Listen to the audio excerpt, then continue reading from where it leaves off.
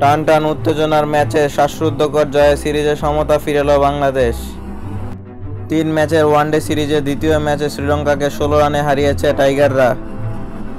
কলম্বোর প্রেমাদাসা স্টেডিয়ামে জয় থেকে অনেকটা দূরে শ্রীলঙ্কা, কিন্তু এক প্রান্ত আগলে রেখে দুর্নীত লিয়ানাকে ম্যাচ প্রায় বেরই করে ফেলেছিলেন। অবশেষে 48তম ওভারের দ্বিতীয় বলে তাকে আউট করেন মুস্তাফিজুর রহমান। লিয়ানাকে যখন ক্রিজে ছিলেন, ম্যাচ তখন শ্রীলঙ্কার দিকে ছিল। ডানহাতি এই লঙ্কান ব্যাটার 48তম ওভারে প্রথম বলে ছক্কা মারেন মুস্তাফিজকে।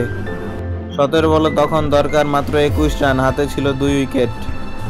পরের বলেই ফিজে স্লোয়ারে বিভ্রান্ত হয়ে লিয়ানাকে আউট হয়ে ফিরে যান। তাতে অনেকটাই প্রেসার কমে যায় বাংলাদেশের। প্রেমাদাসা স্টেডিয়ামের রুদ্ধশ্বাস দ্বিতীয় ওয়ানডেতে দুর্দান্ত লড়াইয়ে 16 রানে জিতেছে বাংলাদেশ দল।